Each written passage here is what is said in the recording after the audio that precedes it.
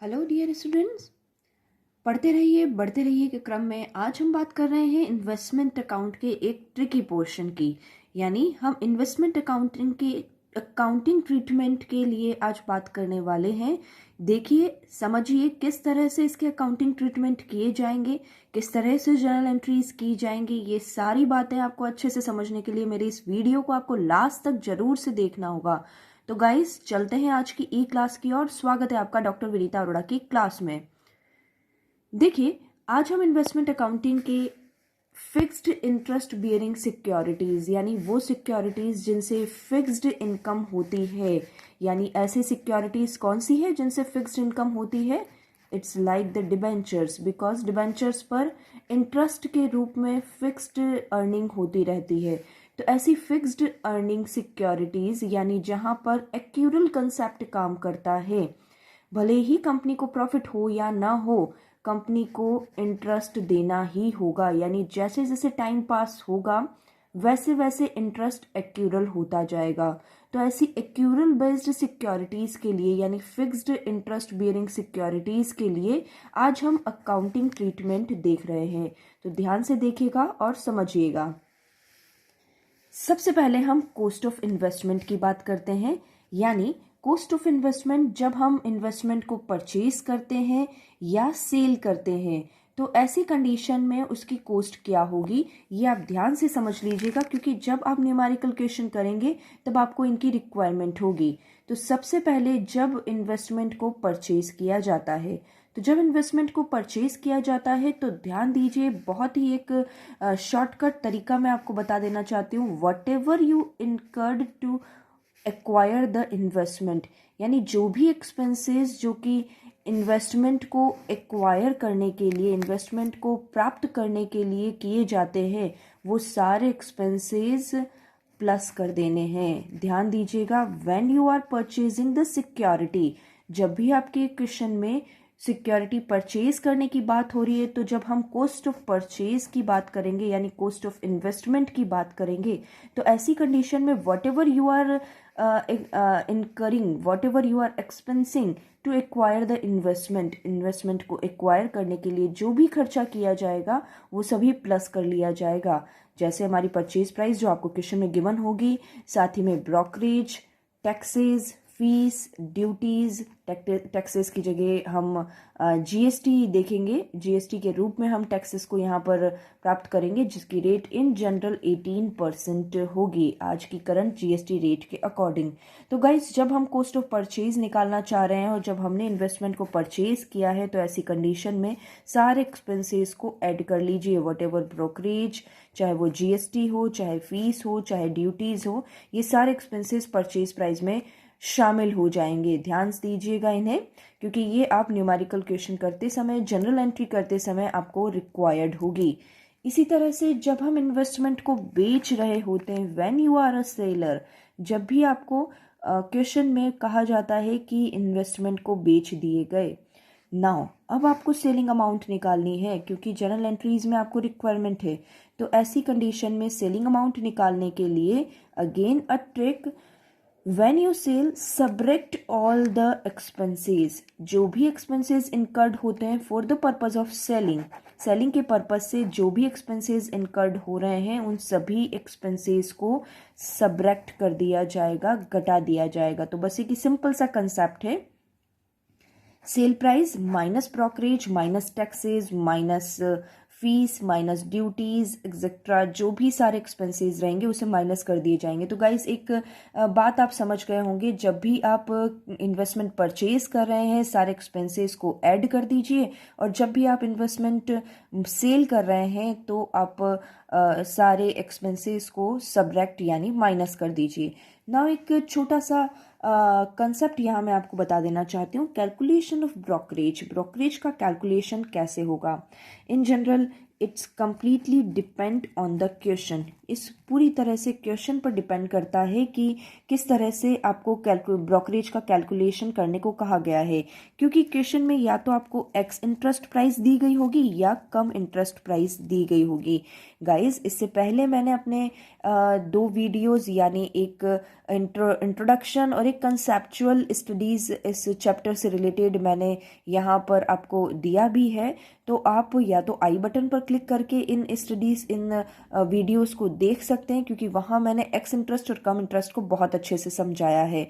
और साथ ही मैं डिस्क्रिप्शन बॉक्स में भी आप इसे देख सकते हैं। देखिए, एक सिंपल एक्स इंटरेस्ट वो होता है जब वो प्राइस जिसमें इंटरेस्ट जुड़ा हुआ नहीं हो तो वो एक्स इंटरेस्ट प्राइस कहलाएगी, लेकिन जब इंटरेस्ट जुड़ा हुआ है तो वो कम इंटरेस्ट प्राइस कहलाएगी। बहुत अच्छे से इन्हें समझ लीजिएगा, ध्यान दीजिएगा, क्योंकि यही चीज़ें आपको कंफ्यूज करने वाली है। इसीलिए मैंने आपको कहा कि इससे पहले मेरे दो वीडियोस को आप देखकर इस वीडियो को गो थ्रू करें तो आपको बहुत अच्छे से समझ में आएगा। नाउ बात करते हैं जर्नल एंट्रीज से रिलेटेड।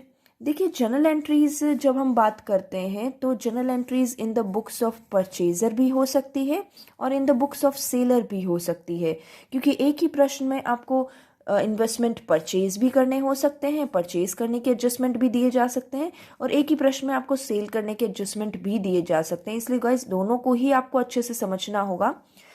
यदि हम in the books of purchaser की बात कर रहे हैं, यानी जब आप सिक्योरिटी परचेज कर रहे हैं, that means you are the purchaser. जब प्रश्न में सिक्योरिटी परचेज करने की बात आ रही है तो आपको ये सारी जर्नल एंट्रीज जो मैं आपको बता रही हूँ वो आपको उस अकॉर्डिंग करना होगा।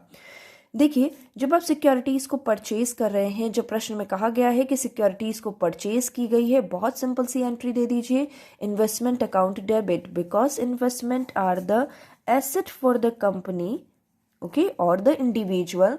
जो भी व्यक्ति इन्वेस्टमेंट को परचेज करता है वो इन्वेस्टमेंट उसके लिए एसेट होंगे, और सारी एसेट्स डेबिट होती है, इसलिए डेबिट ऑल द एसेट्स। तो ऐसी कंडीशन में इन्वेस्टमेंट अकाउंट डेबिट, इन्वेस्टमेंट को डेबिट कर दिया गया है। बट गाइज, इंटरेस्ट को और डेबिट कर दिया जाएगा। क्यों? क्योंकि यहाँ पर इंटरेस्ट आपका एक एक्सपेंसेस के रूप में काम करेगा। All the expenses should be debited, ये हमने 11th क्लास में पढ़ते आए हैं। तो इंटरेस्ट जो भी है वो आपका एक एक्सपेंसेस के रूप में काम करेगा, क्योंकि मैंने अपने पिछले वीडियोस में भी आपको बहुत अच्छे से समझाया है कि जब भी कोई व्यक्ति इन्वेस्टमेंट को बेचता है तो उसके साथ साथ परचेज प्राइस यानी उस प्राइस के साथ साथ इंटरेस्ट जरूर लेता है, क्योंकि at the time of the giving the interest company उसे ही इंटरेस्ट देगी जिस समय जिसके पास सिक्योरिटीज रहती है। मान लीजिए ए ने बी को इन्वेस्टमेंट सेल किया है। एक टाइमलाइन हम आपके सामने बना देते हैं जिससे आपको और अच्छे से पता चल जाएगा। ए कंपनी ने बी कंपनी को इन्वेस्टमेंट सेल किया है, यानी बी तो परचेजर हो गया और ए हो गया सेलर। जब भी हमें एंट्री करनी है on the date on the books of the purchaser, यानी हम बी की बुक्स में एंट्री करेंगे। डेट वाइज 30 जून को कंपनी इंटरेस्ट देती है और 31 दिसंबर को कंपनी इंटरेस्ट देती है, यानी 6 मंथ और 6 मंथ। नाउ बी ने 1 मार्च को इन्वेस्टमेंट बेच दिए, 1 मार्च को सिक्योरिटीज बेच दी है। ऐसी कंडीशन में ये 1 मार्च तक का पीरियड, यानी यहाँ पर जनवरी फरवरी तक, यानी 2 महीने का जो पीरियड रहेगा, इस 2 महीने के पीरियड में बी को ए को अपना इंटरेस्ट जो एक्यूर्ड हुआ है, इसीलिए मैंने आपको कहा है कि एक्यूरल बेस्ड सिक्योरिटीज हैं, यहाँ पर इंटरेस्ट जैसे जैसे टाइम पास होता रहता है वैसे वैसे बढ़ता जाएगा, एक्यूरल होता जाएगा। यानी इस 2 महीने के पीरियड के लिए बी को ए को परचेज प्राइस के साथ साथ इंटरेस्ट का अमाउंट भी देना होगा, इसीलिए हमने यहाँ पर लिखा है इंटरेस्ट अकाउंट डेबिट, यानी इंटरेस्ट आपके लिए परचेजर के लिए एक एक्सपेंसेस हो गया है, इसलिए इस एक्सपेंसेस को आपने डेबिट किया। और टू बैंक, यानी फाइनली आप कितना पेमेंट करेंगे इन्वेस्टमेंट का जो आपने खरीदा है, कॉस्ट ऑफ परचेज के साथ साथ एक्यूरेट इंटरेस्ट। नाउ अब इनके अमाउंट की बात कर लेते हैं। थोड़ा स्टूडेंट्स ध्यान दीजिएगा, investment account debit cost of purchase से, जब भी आप इन्वेस्टमेंट को परचेज करते हैं, what is the cost of purchase? Whatever expenses you are incurring for acquiring the investment, यानी यहाँ पर मैंने आपको फॉर्मूला दिया था, when you are purchasing the investment, cost of purchase is purchase plus brokerage plus taxes plus fees plus duties, यानी सारे expenses को आप प्लस कर लीजिए। यही फॉर्मूले को आपको यहाँ काम में लेना होगा। नाउ एक्रूड इंटरेस्ट की बात करते हैं। देखिए, जो इंटरेस्ट एक्रूड हुआ है वो इंटरेस्ट कौन सा है और किस तरह से कैलकुलेट करना होगा, बहुत कंफ्यूजन होगा आपको। यहाँ पर एक मैं फिर ट्रिक देती हूँ आपको। यहाँ पर जो भी इंटरेस्ट आपको कैलकुलेट करना होगा वो due date to date of transaction, यानी जब भी परचेज हुआ है वो डेट आपको लेना होगा। देखिए, इस एग्जाम्पल में हम देखते हैं, इस एग्जाम्पल में यदि हम इंटरेस्ट कैलकुलेट करेंगे तो इंटरेस्ट कौन सा कैलकुलेट करेंगे, हमारी लास्ट ड्यू डेट क्या रही होगी, 31 दिसंबर, जो कि हम यहाँ लिख लेते हैं, या 1 जनवरी हम यहाँ लिख लेते हैं क्योंकि 31 दिसंबर को लास्ट ड्यू डेट रही थी, तो यहाँ हम 1 जनवरी ले लेते हैं। तो 1 जनवरी से लेकर 1 मार्च, यानी ये 2 महीने का इंटरेस्ट आपको कैलकुलेट करना होगा। बहुत कन्फ्यूज़न होता है कि इंटरेस्ट कौन से पीरियड का कैलकुलेट किया जाता है, तो सिंपली याद रखिए due date to date of transaction, तो यहाँ हम एक्यूरल इंटरेस्ट कैलकुलेट करेंगे। तो फाइनली गाइज, ये एंट्री आपको समझ में आ चुकी होगी। जब भी इन्वेस्टमेंट को परचेज किया जाता है, investment account debit, interest account debit to bank, bank से जितना भी पेमेंट होगा उसे यहाँ लिख दिया जाएगा। नाउ अब अगली एंट्री की बात करते हैं, और अगली एंट्री ये है कि interest receiving on due date. अब देखिए, अब आ गई है डेट 30 जून। 1 मार्च को हमने ये एंट्री कर दी थी जबकि हमने इन्वेस्टमेंट को परचेज किया था। अब 30 जून की बात आ रही है। 30 जून को कंपनी जिसके पास भी सिक्योरिटीज़ होती है उसे कंप्लीट टाइम का इंटरेस्ट दे देती है। तो क्योंकि हम इन्हें इंटरेस्ट रिसीव हो रहा है, bank account debit to interest received, interest received की simple entry bank account debit to interest received, जितना भी इंटरेस्ट आया है उसे अमाउंट के रूप में लिख दिया जाएगा। लेकिन ध्यान दीजिए, फिर से कंफ्यूजन कि इंटरेस्ट हमें कब का कैलकुलेट करना है, तो यहाँ मैं आपको बता दूं due date to due date, यानी यहाँ पर आपको कंफ्यूज नहीं होना। ये कंप्लीट 6 मंथ का या एनुअली इंटरेस्ट दे रही है तो 12 मंथ का कैलकुलेट होगा, क्योंकि मैं बार बार रिपीट कर रही हूँ, ड्यू डेट के समय सिक्योरिटीज जिसके पास होगी कंपनी उसे कंप्लीट इंटरेस्ट दे देगी। तो यानी कंप्लीट 1 जनवरी से लेकर 30 जून का इंटरेस्ट इस परचेजर यानी बी को मिलेगा, क्योंकि बी ने सिक्योरिटीज को परचेज किया है, तो ये कंप्लीटली 6 मंथ का इंटरेस्ट बी के पास आएगा। नाउ इंटरेस्ट को ट्रांसफर कीजिए प्रॉफिट एंड लॉस में, interest received to profit and loss. Profit and loss में हम क्रेडिट साइड में लेते हैं इंटरेस्ट रिसीव्ड को, तो interest received to profit and loss हमने सिंपली ट्रांसफर कर दिया। जो भी अमाउंट यहाँ पर था वो कंप्लीट अमाउंट से आपको यहाँ पर एंट्री शो करनी होगी। तो guys, at the time of the purchase या परचेजर की बुक्स में आपको ये 3 एंट्री दिखानी होगी। परचेज की एंट्री दे दीजिए, at the end of the year जब भी आपको इंटरेस्ट रिसीव्ड होता है ड्यू डेट पर इंटरेस्ट रिसीव की एंट्री दे दीजिए, और साथ ही में at the end of the year इस इंटरेस्ट को प्रॉफिट एंड लॉस अकाउंट में ट्रांसफर करने की एंट्री दे दीजिए। नाउ अब बात करते हैं सेलर के पॉइंट ऑफ व्यू से।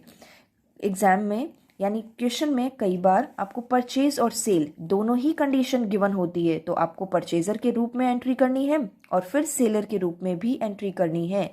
तो यहाँ पर अब सेलर के पॉइंट ऑफ व्यू पर बात करते हैं, यानी अब आप एक ही हिसाब से बात करेंगे, एक ही हिसाब से सोचेंगे। मान लीजिए बी ने ये सिक्योरिटीज सी को बेच दी, तो यहाँ पर बी एक सेलर के रूप में काम करेगा, और अब उसे जो जर्नल एंट्री करनी होगी वो कुछ इस तरह से, बी ने सिक्योरिटी सेलर को बेच दी, नाउ सी को बेच दी, सी हो गया परचेजर और बी हो गया हमारा सेलर। तो अब सेलर के रूप में बी को क्या एंट्री करनी होगी, देखते हैं।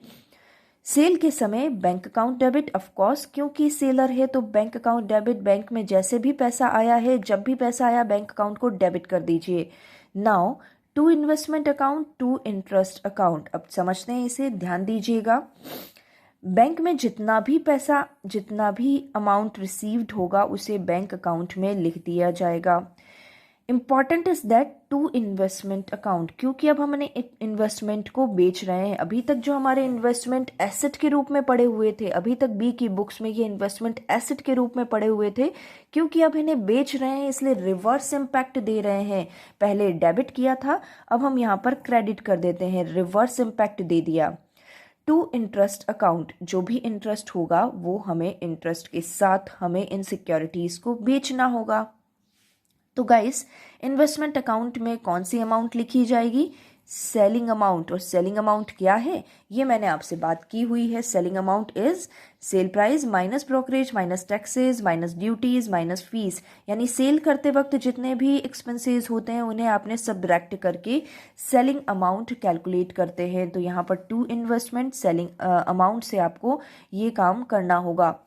टू इंटरेस्ट, जो भी इंटरेस्ट एक्यूर्ड होता है, जो भी एक्रूड इंटरेस्ट होगा वो यहाँ पर लिखना होगा। मैं आपको बता दूं कि ये इंटरेस्ट क्या होगा, वही concept due date to date of transaction. यहाँ पर मैं आपको बता दूं कि इस टाइमलाइन पर चलते हैं। मान लो 30 जून को बी ने यहाँ पर इंटरेस्ट भी रिसीव कर लिया है। 1 सितंबर को उसने सी को बेच दिया। जुलाई अगस्त 2 महीने के लिए सी को यहाँ पर इंटरेस्ट देना होगा बी को। तो ऐसी कंडीशन में यहाँ पर इंटरेस्ट आएगा due date to date of transaction. Due date क्या थी हमारी? लास्ट ड्यू डेट 30 जून से लेकर 1 सितंबर तक का इंटरेस्ट कैलकुलेट करना होगा। ध्यान दीजिएगा, कंफ्यूज मत होइए। Due date to date of transaction से आपको इंटरेस्ट कैलकुलेट करना होता है, चाहे आप परचेज कर रहे हो चाहे आप सेल कर रहे हो।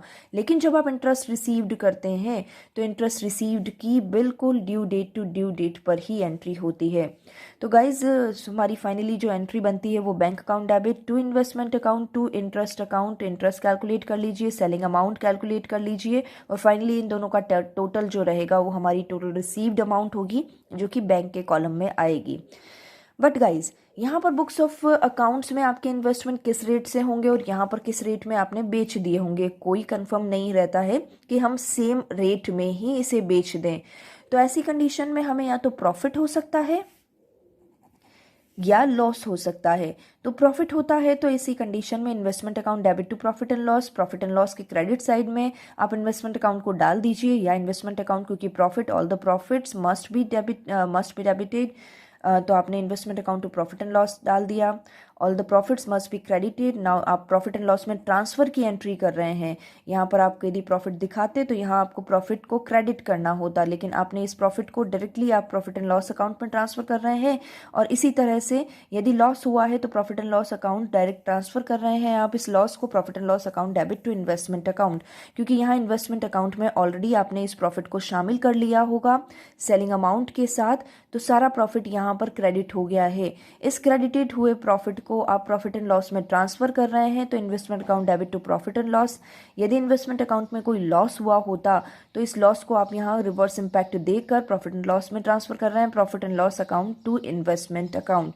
तो गाइस, कुछ इस तरह से जर्नल एंट्रीज आपको याद रखनी होगी, समझनी होगी, ध्यान रखनी होगी। कई सारी सिंपल ट्रिक्स के साथ मैं आपको अपने लेक्चर को, अपने वीडियोस को समझा रही हूँ, ताकि इस ट्रिकी चैप्टर को आप बहुत अच्छे से सिंपल वे में समझ सकें। तो guys, thank you so much हमारे साथ बने रहने के लिए, हमारे चैनल को सब्सक्राइब करने के लिए। लेकिन अभी तक आप हमारे चैनल पर नए हैं और आपने सब्सक्राइब नहीं किया है तो इसे सब्सक्राइब जरूर करें। हमारे चैनल को लाइक और शेयर तो करते ही रहिए। Thank you guys, thank you so much.